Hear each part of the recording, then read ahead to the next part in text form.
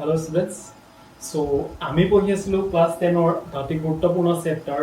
Acid, ক্ষাৰক আৰু লৱণ। তো এই চেপ্টাৰটোৰ ফাৰ্ষ্ট পাৰ্টটোত মই তোমালোকক অলৰেডি কৈছোঁ এচিড কি, ক্ষাৰক কি বা সূচক কি বা এচিড এটা কেনেকুৱা ধৰণৰ এচিডক আমি তীব্ৰ এচিড বুলি ক'ম বা কেনেকুৱা ধৰণৰ ক্ষাৰকক আমি তীব্ৰ ক্ষাৰক বুলি ক'ম, মই সেই বিষয়ে তোমালোকক কৈছিলোঁ। লগতে কিছুমান উদাহৰণ দিছিলোঁ। তো এতিয়া আমি তাত সূচকলৈকে পঢ়িলোঁ, সূচক কি বস্তু আছিলে যাক আমি ইণ্ডিকেটৰ্ছ বুলি কওঁ। তো সূচকৰ বিষয়ে পঢ়িলোঁ আমি তাতে, আৰু সূচক কেনেকুৱা কেনেকুৱা ধৰণৰ হ'ব পাৰে আমি সেইখিনি কথাও তাতে গম পাইছিলোঁ। এতিয়া আহিলোঁ আমি সূচকৰে অন্য এক ধৰণৰ সূচকৰে অন্য এটা ৰূপ যাক আমি ক'ম সাৰ্বজনীন সূচক।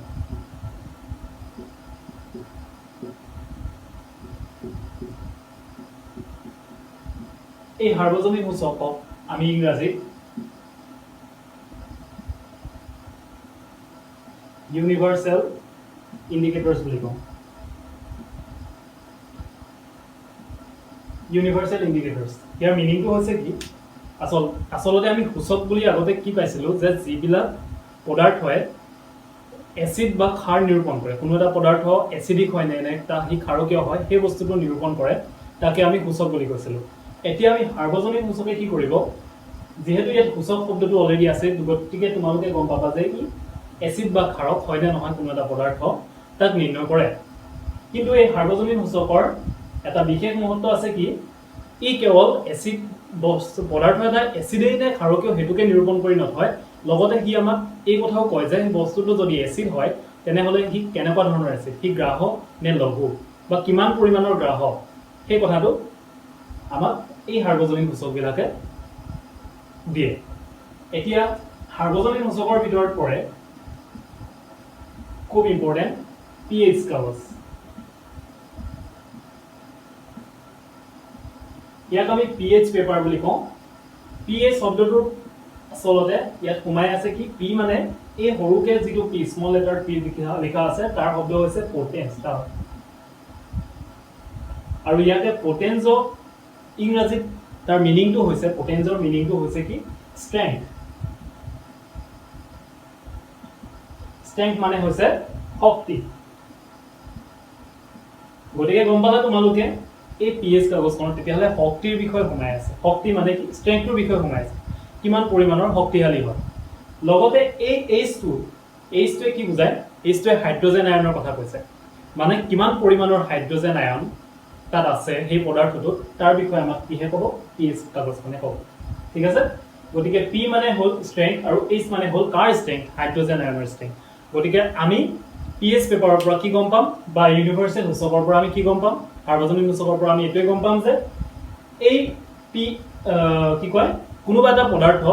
যদি এচিডিক হয় বা যদি ক্ষাৰকীয় হয় তেনেহ'লে সি কিমান পৰিমাণৰ ক্ষাৰকীয়, তাত হাইড্ৰজেন আয়নৰ গ্ৰাহতা কিমান আছে, সেইবিলাক কথা আমি ইউনিভাৰ্চেল ইণ্ডিকেটৰ্ছ বা সাৰ্বজনীন সূচকৰ পৰা গম পাম। ঠিক আছে, এতিয়া এই pH পেপাৰনো কি হয় আচলতে আমি তাৰ বিষয়ে অকণমান ষ্টাডি কৰোঁ।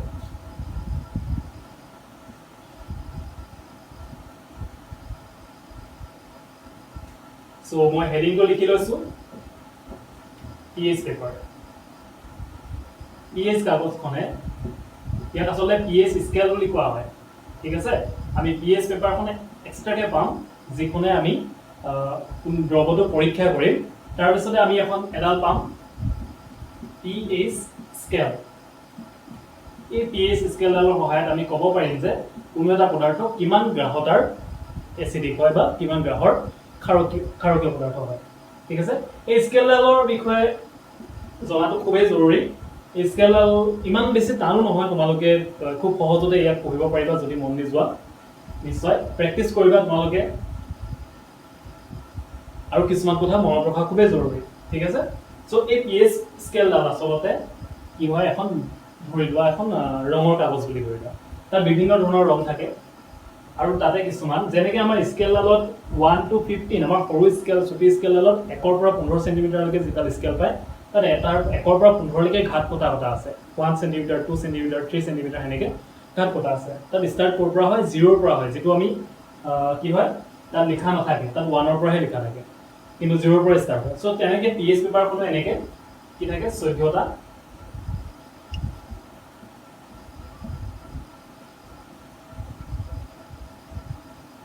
তাত 14টা ঘৰ থাকে এই 14টা ঘৰৰ ভ্যালু হৈছে 0 1 2 3 4 5 6 7 8 9 10 12 13 14 ঠিক আছে সো 0 ৰ পৰা 14 লৈকে তাৰ স্ট্ৰেংথটো থাকে এতিয়া এই প্ৰত্যেকটো ঘৰৰ কালাৰটো ৰং বেলেগ তোমালোকে তোমালোকৰ কিতাপখনত দেখিবা যে ৰঙাৰ পৰা বস্তুটো ব্লু লৈকে ৰঙাৰ পৰা নীলা লৈকে প্ৰত্যেকটো কালাৰ কি হৈ গৈছে এইফালৰ পৰা ৰঙাটো কমি আহিছে আৰু শেষত গৈ ব্লুটো বাঢ়ি বাঢ়ি গৈ আছে ঠিক তেনেকৈ তোমালোকে কিতাপখনত তোমালোকৰ পিএইচ স্কেল পকা আছে বা মই ইয়াত হ'লেও দেখাই দিছোঁ সো তাতে ৰং সিহঁতৰ ৰংটো কি হৈ গৈ থাকে বেলেগ বেলেগ হৈ গৈ থাকে এতিয়া আহিলো আমি ইয়াৰে 0 to 14 টা ডিভাইড কৰিলে কিমান হ'ব 14 upon 2 7 তো 7 টো তোমালোকে প্ৰথম বুলি ক'ব পাৰা বা প্ৰথম হয় ঠিক আছে এই 7 এই 7 নম্বৰ ঘৰত প্ৰথম বুলি ধৰা হয় আৰু হাতৰ পৰা বাওঁ ফাললৈ এই সকলোবোৰ পদাৰ্থ এসিড এতিয়া আমি এসিড কেনেকৈ কম বা খাৰ কেনেকৈ কম মই বুজাই আছো আৰু হাতৰ পৰা 14 লৈকে বাকি গোটেইখিনিকে কোৱা হয় খাৰ এই যে 0 1 2 3 4 5 6 এইবিলাক দেখিছা ইয়াৰ মাজত কি হয় 5.2 5.3 হেনেকেও নাম্বাৰ সোমাই আছে ঠিক আছে যেনেকৈ আমাৰ সংখ্যা ৰেখাৰ লগত সোমাই থাকে তেনেকৈ 4.5 কৰবাত ওলাব পাৰে কৰবাত 4.2 4.1 এনেকৈ কৰি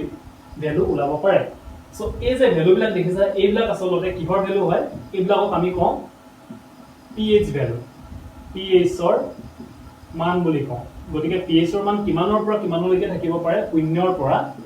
14 লৈকে থাকিব পাৰে pH ৰ মান আচ্ছা এই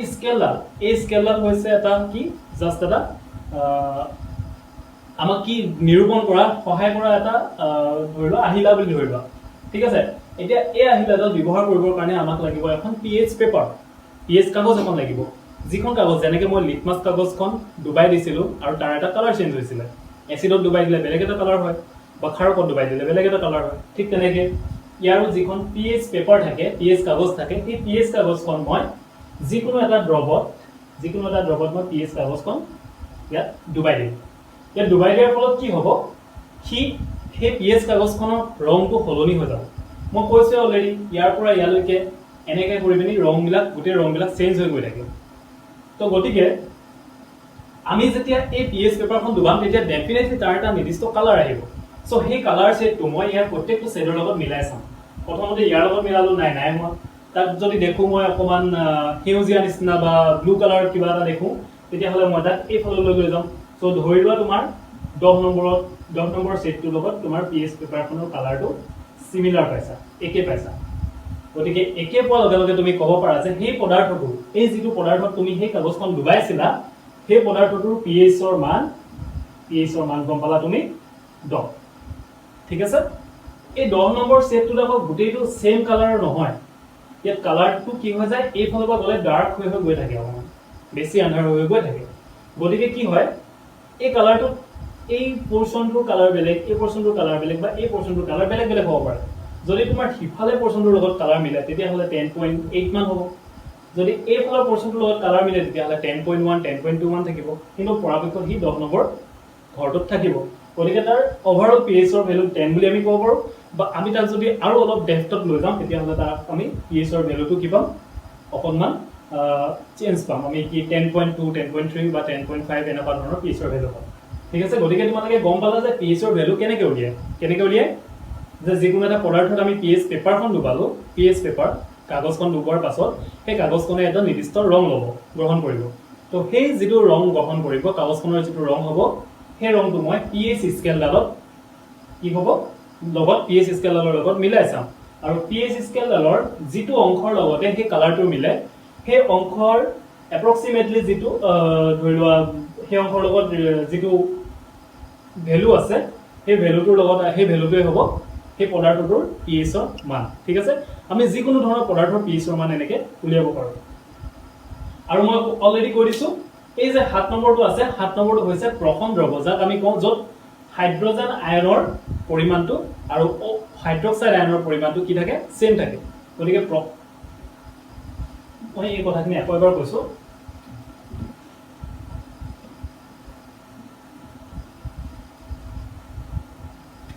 যে এসিড হবলৈ হলে কি হ'ব মই অলৰেডি আগতে এবাৰ কৈছো এসিডত কি থাকে H+ আয়নৰ গ্ৰাহকতা বেছিকে থাকে কম্পেয়াৰ টু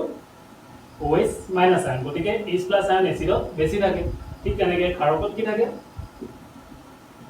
ক্ষাৰকত থাকে H+ আয়নতকৈ OH- ৰ গ্ৰাহকতা বেছি গতিকে এসিডত H+ বেছি থাকে ক্ষাৰত H+ কমকৈ থাকে তাৰ তুলনাত OH ৰ তুলনাত হাইড্ৰক্সাইড আয়নৰ তুলনাত গতিকে আমি এই 7ত যেটো আমি 7 ৰ ভ্যালু পাম যদি 7 নম্বৰ সেটটোৰ লগত মিলে তেন্তে আমি ক'ব পাৰিম যে ইয়াতে H+ আৰু OH- ৰ গ্ৰাহকতা সমান দুইটাতে সেম থাকে যেনেকৈ পাতিত পানী বুলি কোৱা হয় পাতিত পানীত H+ আৰু OH ৰ আয়নৰ গ্ৰাহকতাটো সমান ঠিক আছে কিন্তু যিমানে তুমি 7ৰ পৰা 7ৰ পৰা 7ৰ পৰা 0ৰ ফালে আহি থাকিবা 7ৰ পৰা এফালে 0ৰ ফালে আহি থাকিবা ক্ৰমান্বয়ে কি হ'ব H+ ৰ গ্ৰাহকতাটো ভ্যালুটো বাঢ়ি যাব ইয়াত যদি 10টা H+ থাকে ইয়াত 15টা থাকিব ইয়াত 20টা থাকিলে ইয়াত 25টা থাকিব তেনেকৈ কি হ'ব H+ আয়নৰ গ্ৰাহকতাটো বাঢ়ি গৈ থাকিব আৰু শেষত 0ত কি হ'ব যেটো 0ৰ ভ্যালু পাবা 0 ভ্যালু পালে pH ৰ ভ্যালু যেতিয়া 0 পাবা 0 পালে তোমালোকে গম পাবা যে এটো যথেষ্ট গ্ৰাহ এসিড কাৰণ তাত হাইড্ৰজেন আয়নৰ গ্ৰাহকতাটো যথেষ্ট বেছি হ'ব কাৰ তুলনাত প্ৰথম দ্ৰৱৰ তুলনাত বা কি হ'ব ইফালে যদি গুছি যোৱা 7ৰ পৰা যদি আমি এই ফাললৈ গৈ থাকো 14 লৈকে তালে তেতিয়া গলে কি হ'ব H+ আয়নৰ গ্ৰাহকতাটো OH- আয়নৰ গ্ৰাহকতাতকৈ কমি আহি থাকিব মানে হাইড্ৰজেন আয়নৰ গ্ৰাহকতা হাইড্ৰক্সাইড আয়নতকৈ কমি আহিব যিমানে কমি আহি থাকিব তেতিয়া হলে মানে কি হ'ব হাইড্ৰজেন আয়ন কমি আহিব আৰু হাইড্ৰক্সাইড আয়ন বাঢ়ি গৈ থাকিব গতিকে হাইড্ৰক্সাইড আয়ন যত বেছি গৈ থাকে তেতিয়া হলে তাক আমি কি বুলি কওঁ ক্ষাৰক বুলি কওঁ গতিকে 7ৰ পৰা হিফালৰখিনি ক্ষাৰক আৰু 7ৰ পৰা লেফট সাইডৰ খিনি কি হ'ব অম্ল হ'ব বা এসিড হ'ব এতিয়া এই ফললৈ গৈ যদি থাকো আমি ব্লু কালাৰটো পাই গৈ থাকিম ইফালে 14 লৈকে তেতিয়া হলে 14ত কি হ'ব যথেষ্ট বেছি OH- বা হাইড্ৰক্সাইড আয়ন গঠন হ'ব তো অৰ্থাৎ কি হ'ব যথেষ্ট বেছি OH- বা হাইড্ৰক্সাইড আয়ন থাকিলে আমি তাক কি বুলি কম এটা ষ্ট্ৰং বেস বা গ্ৰাহক ক্ষাৰক বুলি কম আৰু ইয়াক আমি কম যদি 8 নম্বৰত থাকে তেতিয়া হলে আমি তাক কম লঘু ক্ষাৰক মানে 8 9 10ৰ ভিতৰত থাকিলে লঘু ক্ষাৰক বা এইফালে গুছি গলে আমি তাক গ্ৰাহকতাটো চেঞ্জ হৈ যাব গ্ৰাহক অৱস্থালৈ গৈ থাকিব ঠিক আছে সো এইটোৱে আছিল তোমাৰ pH স্কেল বা আমি যাক কম ঠিক আছে এতিয়া আমি pH ৰ লগত জড়িত হৈ থকা কেইটামান খুব ইম্পৰ্টেন্ট কথাৰ বিষয়ে জানিম তাৰে ভিতৰত প্ৰথমটো মই কৈছো আমাৰ শৰীৰৰ বিষয়ে শৰীৰৰ পৰা আমি আৰম্ভ কৰিছো আমাৰ শৰীৰটো ডেফিনেটলি এটা pH ৰ ভিতৰত কাম কৰি থাকিব ইনকেস প্ৰতিটো বস্তুৱে পৃথিৱীত থকা প্ৰতিটো পদাৰ্থৰ নিৰ্দিষ্ট এটা pH ৰ ভ্যালু থাকিব সো আমাৰ শৰীৰত সেই pH ৰ ভ্যালুটো থাকে আমাৰ শৰীৰত যিবিলাক কাৰ্য সম্পাদন হয় সেই গোটেই শৰীৰৰ কাৰ্যবিলাক কেলগে মানে যদি চোৱা হয় যে pH ৰ ভ্যালু কিমানৰ ভিতৰত কাৰ্যবিলাক সম্পাদন হয় তো আমাৰ শৰীৰৰ এটো খুব ইম্পৰ্টেন্ট কথা তোমালোকে বহি নোট কৰি লবা কিতাপতো আছে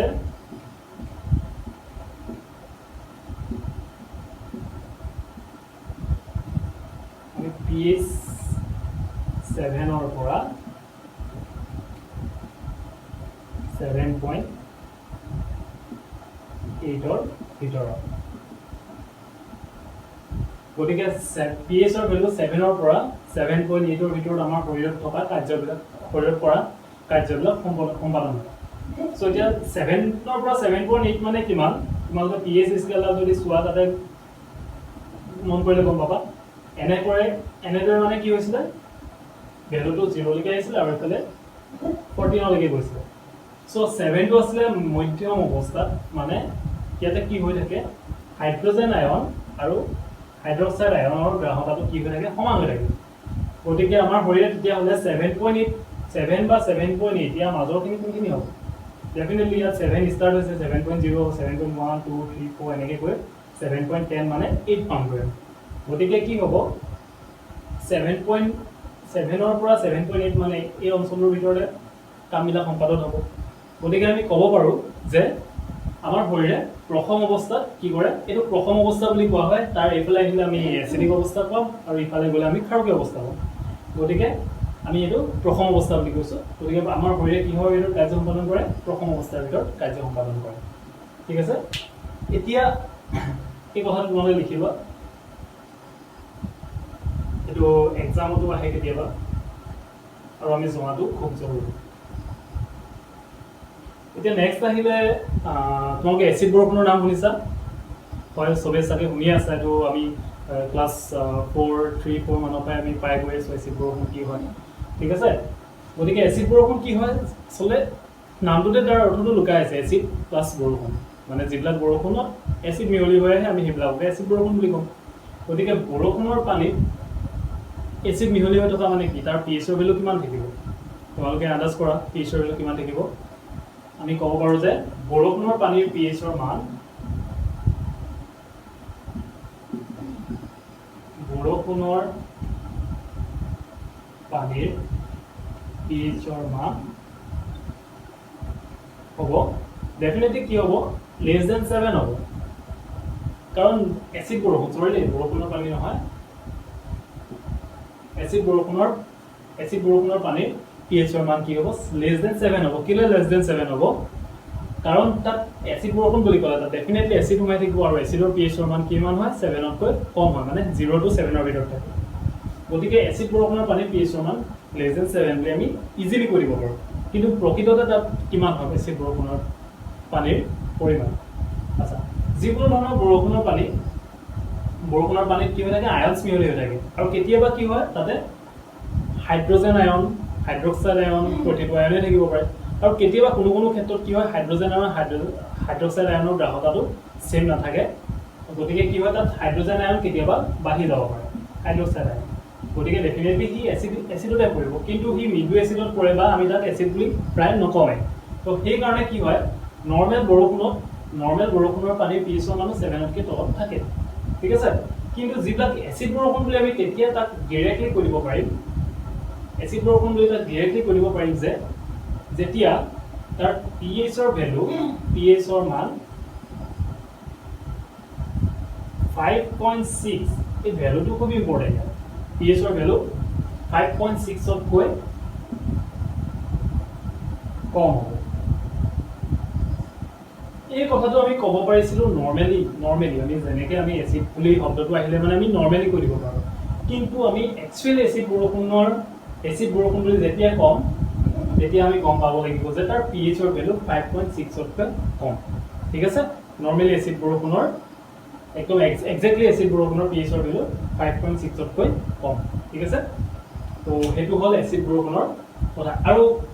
নৈ এখনৰ পানীখিনি নৰ্মেলি তাক এচিডিক বুলি আমি নকওঁ তাৰ এচিডৰ গ্ৰাহকতাটো কি হৈ থাকে কম হৈ থাকে ঠিক আছে কিন্তু যেতিয়া এচিড বৰষুণৰ পৰা সেই বৰষুণৰ পানীখিনি নৈলৈ গুচি যায় তেতিয়াহ'লে আমি সেই নৈখিনিৰ পানীত কমকি সিহঁতে এচিডিক বুলি কওঁ পানীখিনি ঠিক আছে পানীখিনি আমি এচিডিক বুলি কওঁ বা আমলিক বুলি কওঁ তো এইটো খুব ইম্পৰ্টেণ্ট কথা যে এচিড বৰষুণৰ পানীৰ পিএইচৰ মান 5.6তকৈ কম এইখিনি নিলিখিবা তোমালোকে লিখা যে এচিড বৰষুণৰ পিএইচৰ মান 5.6তকৈ কম তাৰপিছতে আহিলে আমাৰ শৰীৰৰ আৰু এটা অংগৰ বিষয়ে মই কৈছোঁ পাকস্থলীৰ কথা এতিয়া পাকস্থলীত কি থাকে আমি পাকস্থলীৰ কথা জানো পাকস্থলীত আমি খোৱা খাদ্যবিলাক কিছুমান খাদ্য সোনকালে হজম হ'বৰ কাৰণে কি হয় খাদ্য হজম হোৱাত সহায় হোৱাকৈ আমাৰ পাকস্থলী কিছুমান এচিড নিঃসৰিত কৰে আৰু সেই এচিডটোৰ নাম হৈছে পাকস্থলীয়ে যিটো এচিড নিঃসৰণ কৰে সেই এচিডটোৰ নাম হৈছে HCl হাইড্ৰক্লৰিক এচিড সি নিঃসৰিত কৰে এই হাইড্ৰক্লৰিক এচিডটোৱে আমাক কিহত সহায় কৰে ধৰি লোৱা আমাৰ খাদ্যবস্তুত কেনেবাকৈ বেক্টেৰিয়া বা অন্যান্য পদাৰ্থ গ'লে মানে সি ধ্বংস কৰে আৰু 2 নম্বৰ কথা ই আমাৰ খোৱা খাদ্যবস্তু হজম হোৱাত সহায় কৰে কিন্তু কিছুমান ক্ষেত্ৰত কি হয় আচ্ছা প্ৰতিটো বস্তুৱে কি হয় এটা লিমিটলৈকে ভাল লিমিটতকৈ বেছি ইউজ কৰিলে মানে কি আমাৰ কাৰণে ডেঞ্জাৰাছ হৈ যাব পাৰে গতিকে ই যিমানখিনি আমাৰ পাকস্থলীয়ে যিমানখিনি এচিড নিঃসৰিত কৰিছে সিমানখিনিলৈকে ঠিকে আছে যিমানখিনিলৈকে আমাৰ কাম চলি থাকে মানে আমাৰ খাদ্যবস্তু হজম হৈছে বা বেক্টেৰিয়া মৰিছে চিমিলাৰলি চলি আছে বাট কেতিয়াবা কি হয় HClৰ পৰিমাণটো বেছি হৈ যাব পাৰে নৰ্মেলি যিমান HCl নিঃসৰিত কৰিছে তাতকৈ যদি বেছি পৰিমাণৰ HCl হেৰি কি কয় এচিড নিয়ৰিত কৰি দিয়ে তেতিয়াহ'লে কি হয় আমি পেটত জ্বলা পোৰা অনুভৱ কৰোঁ ঠিক আছে আমি পেটত জ্বলা পোৰা অনুভৱ কৰোঁ বা কেতিয়াবা পেটত বিষ হোৱা নিচিনা অনুভৱ কৰোঁ চ' এই যে জ্বলা পোৰা বা বিষ হোৱা নিচিনা অনুভৱ কৰোঁ এইটোকে কোৱা হয় এচিডিটি বুলি কোৱা হয় টিভিত এডভাৰটাইজবোৰ দি থাকে ঠিক আছে ইয়াক আমি অসমীয়াত কওঁ আমলিকতা আমলিকতা হোৱা বুলি কওঁ মানে তাৰ এচিডিটি হোৱা বুলি কওঁ ঠিক আছে গতিকে এচিডিটি কেতিয়া হ'ব যেতিয়া আমাৰ পাকস্থলীয়ে প্ৰয়োজনতকৈ অধিক পৰিমাণৰ এচিড নিৰ্গত কৰে তেতিয়া আমাৰ পেটে জ্বলা পোৰা বা পেটত জ্বলা পোৰা বা বিষ অনুভৱ কৰোঁ আৰু ইয়াকে আমি এচিডিটি বুলি কওঁ চ' এই এচিডিটিটো ৰোধ কৰিবলৈ হ'লে আমি কি কৰিব লাগিব গতিকে এচিডিটি ৰোধ কৰিবলৈ হ'লে আচ্ছা মই এটা কথা এতিয়ালৈকে কোৱা নাই মই কিন্তু লৱণৰ চেপ্টাৰটো যেতিয়া পঢ়াম লৱণৰ বিষয়ে যেতিয়া পঢ়াম ইয়াৰ পাছৰ পাৰ্ট 3 সেই পাৰ্ট 3 তোমালোকে পাবা লৱণৰ বিষয়ে তাতে এটা কথা মই ইয়াতে উল্লেখ দিছোঁ যে এচিড আৰু ক্ষাৰকে যেতিয়া পৰস্পৰৰ লগত বিক্ৰিয়া কৰে তেতিয়া ইটোৱে সিটোক প্ৰশমিত কৰাৰ অৰ্থ এইটোৱে হৈছে যে যদি হাইড্ৰজেন আয়নৰ গাঢ়তা বেছি হৈ থাকে তেতিয়া হাইড্ৰজেন আয়নৰ গাঢ়তা আৰু হাইড্ৰক্সাইড আয়নৰ গাঢ়তা সমান হৈ যায় ঠিক আছে কাৰণ এটা এচিডত হাইড্ৰজেন বেছি থাকে আৰু এটা ক্ষাৰকত হাইড্ৰক্সাইড বেছিকৈ থাকে গতিকে হাইড্ৰজেন আৰু হাইড্ৰক্সাইড দুইটাতে বেছি আছে গতিকে দুইটা যেতিয়া আমি একেলগে যুঁজাই দিওঁ তেতিয়াহ'লে কি হ'ব ডেফিনেটলি দুইটা সমান হৈ পৰিব ঠিক আছে তো সেই সমান হোৱা অৱস্থাক আমি প্ৰশম বুলি কওঁ গতিকে এচিডিটি বা আমলিকতা হ'লে মানে কি হয় ইয়াত ডেফিনেটলি H+ আয়নৰ গাঢ়তা বেছি হৈ যায় তো ইয়াৰ কাৰণে আমি কি কৰিব লাগিব তাত ওপৰৰ পৰা আমি এক্সট্ৰাকৈ OH- আয়ন দিব লাগিব তো তেতিয়াহে সিহঁতি দুইটা কি হ'ব তলত গৈ পিনি H+ আৰু OH- সমান হ'ব গতিকে এই আমলিকতাটো ৰোধ কৰিবৰ কাৰণে আমি ঠিক কেনেকৈ ইউজ কৰোঁ কিহৰ দ্বাৰা ৰোধ কৰোঁ আমি কিছুমান ক্ষাৰজাতীয় পদাৰ্থ আমি তেতিয়াহ'লে তাত মিলাব লাগিব বা ক্ষাৰক আমি খাব লাগিব গতিকে আমি কিছুমান মৃদু ক্ষাৰক ব্যৱহাৰ কৰোঁ ইয়াৰ ক্ষেত্ৰত আমি মেগনেছিয়ামৰ দুগ্ধ এটা এক্সাম্পল মই লৈছোঁ এইটো কিতাপতো আছে যাক আমি কওঁ মেগনেছিয়ামৰ দুগ্ধ বুলি কোৱা হৈছে ইয়াৰ সংকেতটো মই লিখি দিছোঁ MgOH2 তো মেগনেছিয়াম হাইড্ৰক্সাইড যাৰ কেমিকেল হয় চ' মেগনেছিয়াম হাইড্ৰক্সাইড আমি ইউজ কৰোঁ এজ এ ৰোধক মানে ইয়াক ৰোধ কৰিবৰ কাৰণে ঠিক আছে তো এইটো হৈছে আমাৰ এচিডিটি আমাৰ এইটো খুব হৈ থাকে সঘনাই গতিকে তাত মেগনেছিয়ামৰ দুগ্ধ ব্যৱহাৰ কৰোঁ আৰু ই ক্ষাৰক প্ৰকৃতিৰ হয় কিয় ক্ষাৰক প্ৰকৃতিৰ বস্তু আমি ব্যৱহাৰ কৰিলোঁ তাকো মই ক'লোঁ যে এচিডে ক্ষাৰক যিদৰে মানে এটা গ্ৰাহ এচিডে এটা গ্ৰাহক ক্ষাৰকক কি কৰে প্ৰশমিত কৰি তোলে বা কেতিয়াবা কিছুমান ক্ষেত্ৰত কি হয় ইয়াত যিটো HCl আছে এইটো ডেফিনেটলি অকণমান ডাইলিউটেড অৱস্থাত থাকিব লঘু অৱস্থাত থাকিব গতিকে আমি লঘু ক্ষাৰক ব্যৱহাৰ কৰিছোঁ আৰু লঘু ক্ষাৰক ব্যৱহাৰ কৰাৰ ফলত সি প্ৰশমিত হৈ যায় তাৰ ফলত আমি আৰাম অনুভৱ কৰিম অৰ্থাৎ কি হ'ব জ্বলা পোৰা বা বিষটো কমি যাব গতিকে আমি পাকস্থলীৰ কথাও শিকিলোঁ এতিয়া pHৰ লগত সংলগ্ন থকা আৰু এটা কথা আমাৰ দাঁতৰ কথা ঠিক আছে মই শৰীৰৰ কথাই কৈ আছোঁ এতিয়া বৰ্তমানলৈকে এচিড বৰষুণটো মাজতে সোমাই গ'ল তেনেকুৱাকৈ তো দাঁতৰ কথা দাঁতৰ ভিতৰত আমাৰ কি হয় আমাৰ দাঁতত কি থাকে আমাৰ দাঁতত এনামেল বুলি এটা অংশ আছে এনামেল বুলি দাঁতৰ এটা অংশ আছে এই অংশটো কি হৈছে আমাৰ দেহৰ কঠিনতম পদাৰ্থ হয় দেহৰ খুব টান পদাৰ্থ যিটো তোমালোকৰ কেলছিয়াম ফচফেট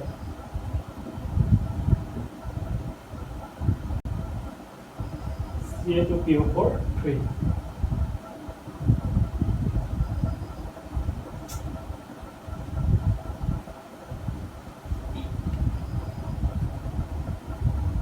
এতিয়া আমি শৰীৰৰ অন্য এটা অংগলৈ আহোঁ কি হয় আমাৰ দাঁতটো শৰীৰৰ এটা অংগ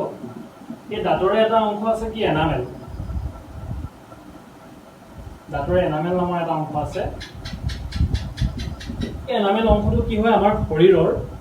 ভিতৰত কি হয় কঠিনতম পদাৰ্থ ঠিক আছে ই পানীত অদ্ৰৱণীয় হয় ই পানীত দ্ৰৱীভূত হৈ নাযায় পানীত যদি আমি ইয়াক পূৰা মিহলাই থাকোঁ তেতিয়াহ'লেও ই দ্ৰৱীভূত অৱস্থালৈ কেতিয়াও নাযায় কিন্তু আচ্ছা এই পদাৰ্থটো কিহেৰে গঠিত হৈছে এই পদাৰ্থটো হৈছে তোমাৰ কেলছিয়াম ফসফেট PO4 3- হয় আৰু Ca2+ হয় গতিকে Ca3 PO4 2 সো এই ক্যালসিয়াম ফসফেটেৰে গঠিত এইটো তোমাৰ দাঁতৰ এনামেল পদাৰ্থটো এনামেল নামৰ অংশটো এই এনামেল অংশটো পানীত অদ্ৰৱণীয় হয় ঠিক আছে এই বস্তুটো পানীত অদ্ৰৱণীয় এইখিনি বস্তু নোট কৰি থবা তোমালোকে পানীত অদ্ৰৱণীয় আৰু ই কি হয় কঠিনতম পদাৰ্থ কোৰ হয় আমাৰ শৰীৰটো ঠিক আছে এই এনামেল অংশটো কি হয় কেতিয়াবা আমাৰ ক্ষয় গুচি যায় কিয় ক্ষয় হয় দাঁতৰ এনামেল কিয় ক্ষয় হ'ব যেতিয়া আমাৰ দাঁতৰ pH ৰ মান কমি আহিব কিমান কমিব আমি এসিড বৰষুণত পাইছিলো 5.6 ইয়াত আমি পাম 5.5 ঠিক আছে pH ৰ মান 5.5 তকৈ কম হ'লে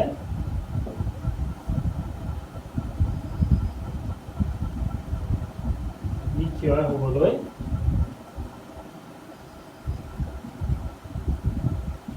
আৰম্ভ হ'ব গতিকে দাঁতৰ বিষয়ে আমি ইমানখিনি কথা জানিব লাগে যে দাঁতৰ এটা এনামেল নামৰ এটা অংশ আছে যিটো অংশ আটাইতকৈ কঠিনতম পদাৰ্থ আৰু এই কঠিনতম পদাৰ্থবিধ পানীত অদ্ৰৱণীয় ইয়াৰে ই কিহেৰে গঠিত হৈছে কেলছিয়াম ফসফেটেৰে গঠিত হৈছে এই এনামেল অংশটো কি হয় নৰমেলি হি পানীত অদ্ৰৱণীয় হয় গতিকে ই কঠিনতম পদাৰ্থৰ লগতে ক্ষয় নাযায় কিন্তু যদিহে দাঁতত pH ৰ মান 5.5 তকৈ কম হৈ যায় তেতিয়াহ'লে হি ক্ষয় হ'বলৈ আৰম্ভ কৰে আচ্ছা pH ৰ মান 5.5 তকৈ কেলে কম হ'ব ডেফিনেটলি pH ৰ মান কম হ'লে তাত কি থাকিব লাগিব এসিড থাকিব লাগিব এসিড থাকিলে pH ৰ মান কম হ'ব গতিকে এটা নিশ্চয়কৈ কিবা এসিড গঠন হ'ব লাগিব গতিকে আমি কি হয় কেতিয়াবা আমি কিবা খোৱা বস্তু দাঁতত সোমাই থাকে বা অন্যান্য কিছুমান বস্তু ধৰিবা তোমাৰ দাঁতত সোমাই থাকিলে আৰু আমি দাঁতকেইটা চফা নকৰিলোঁ ধৰি লও আমি 10-20 দিন মান দাঁত ব্ৰাছ নকৰিলোঁ তাৰ মানে কি হ'ব দাঁতত সেই থকা খোৱা বস্তুবিলাক কি হ'ব আমাৰ সেই তাতে বেক্টেৰিয়াৰ গঠন হ'ব কিছুমান আৰু সেই বেক্টেৰিয়াবিলাকে সেই খোৱা বস্তুবিলাকৰ পৰা কিছুমান এচিডৰ সৃষ্টি কৰিব যিবিলাক এচিডে আমাৰ সেই এনামেল অংশটোৰ pH ৰ মান 5.5 তকৈ কম কৰাই পেলায় আৰু ই এচিডিক হৈ যায় এচিডিক হৈ যোৱাৰ লগে লগে ডেফিনেটলি হি ক্ষয় হ'বলৈ আৰম্ভ কৰি দিয়ে ঠিক আছে তো ইয়াৰ প্ৰতিকাৰ স্বৰূপে আমি কি কৰিব পাৰোঁ আমি ৰেগুলাৰলি দাঁত ব্ৰাছ কৰিব পাৰোঁ বা দাঁত ব্ৰাছ কৰিলে আচলতে কি হয় আৰু এটা কথা আছে তাত আমি দাঁত ব্ৰাছ কৰিলে কি ইউজ কৰোঁ যিকোনো ধৰণৰ টুথপেষ্ট ইউজ কৰোঁ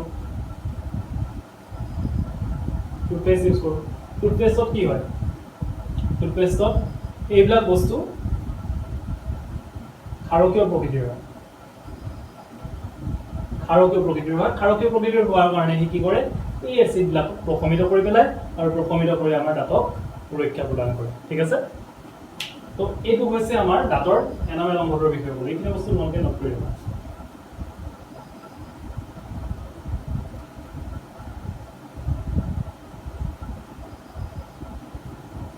ইয়াৰ পাছতে pH ৰ লগত জড়িত গতিকে pH ৰ লগত জড়িত মই কেইটামান কথা ক'লো আমাৰ দেহৰ কথা ক'লো কি পঢ়িলো সদায় সেইখিনি বস্তু চেক কৰি থাকিবা যাতে আমি কি কয় আমাৰ ৰিমাইণ্ড কৰি থাকিব পাৰোঁ আমি ব্ৰেইনটো যে আমি কি পঢ়ি আছোঁ আচ্ছা তই এইখিনি কথা পাহৰি নাযাবি আমি ব্ৰেইনটো ক'ব পাৰোঁ গতিকে কি হ'ব দেহৰ pH ৰ বিষয়ে পঢ়িলোঁ দেহৰ pH ৰ ভেলু কিমান আছিলে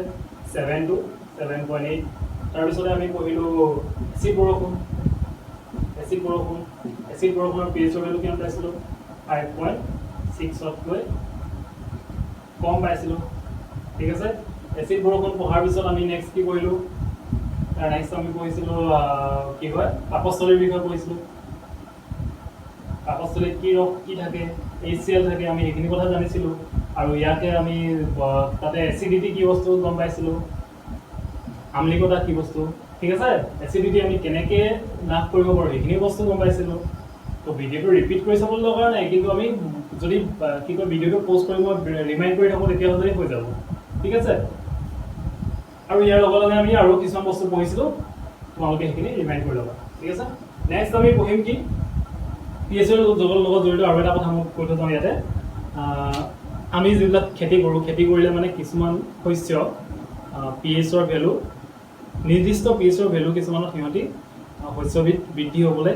সুবিধা পায় ঠিক আছে কিছুমান হৈছে এনেকুৱা আছে যে যাক 7.7 ৰ পৰা 8 ৰ ভিতৰত পিএইচ লাগে কিছুমান এনেকুৱা আছে যাক 5 ৰ পৰা 7 ৰ ভিতৰত পিএইচৰ ভ্যালু লাগে তেতিয়া হি বেছি বৃদ্ধি হ'ব ঠিক আছে তো ঠিক তেনেদৰে আমাৰ খেতি পথাৰটো পিএইচৰ খুবেই জৰুৰী মানে আমি খেতি যিখিনি মাটিত খেতি কৰিম সেই মাটিখিনি পিএইচৰ ভ্যালু সেই খেতিখিনিৰ বাবে উপযুক্ত হোৱাটো খুবেই জৰুৰী ঠিক আছে তো ইয়াৰ কাৰণে আমি কি কৰিব পাৰোঁ কেতিয়াবা বেছি যদি তোমালোকৰ খুব যদি বা ধৰি লোৱা এডৰা মাটি আছে আৰু ইয়াত মই এনেকুৱা এবিধ এক্স শস্য এবিধ কৰিবলৈ লৈছোঁ তো শস্যবিধ কৰিবলৈ এই শস্যবিধৰ কাৰণে পিএইচ লাগে তোমাৰ 5 টু ধৰি লোৱা 7 ঠিক আছে কিন্তু ইয়াৰ মই যেটো পিএইচৰ ভ্যালু পালোঁ পিএইচৰ ভ্যালু মই ইয়াৰ উলিয়াওঁতে মই পালোঁ মই 9 ঠিক আছে ডেফিনেটলি কি হৈ গ'ল তেতিয়াহ'লে ই ক্ষাৰকীয় প্ৰকৃতিৰ হৈ গ'ল কিন্তু ইয়াত লাগিছিলে ধৰি লোৱা অকণমান এচিডিক কি এইটো বস্তু প্ৰিফাৰ কৰে ঠিক আছে এইটো বস্তু বিচাৰে সি কিমান 5 ৰ পৰা 7 কিন্তু আছে 9 গতিকে মই কি কৰিব লাগিব ইয়াৰ অকণমান হ'লেও মই প্ৰথম কৰিব লাগিব গতিকে কি কৰিব লাগিব কি যেহেতু ক্ষাৰকীয় হৈ আছে গতিকে মই ইয়াৰ লগত কিছুমান কি এড কৰি দিব লাগিব এচিড এড কৰি দিব লাগিব মানে কোন এচিডখিনি মই ইয়াত ঢালিব লাগিব ইয়াৰ লগত মিহলাই দিলোঁ তো মিহলাই দিয়াৰ পিছত কি হ'ব পিএইচৰ ভ্যালু লাহে লাহে কমি আহিব ঠিক আছে পিএইচৰ ভ্যালু কমি আহিব কমি অহাৰ লগে লগে এই খেতিডৰাৰ বাবে এক্স খেতিডৰাৰ বাবে কি হ'ব এই মাটিখিনি যথেষ্ট উপযোগী হ'ব ঠিক তেনেদৰে মই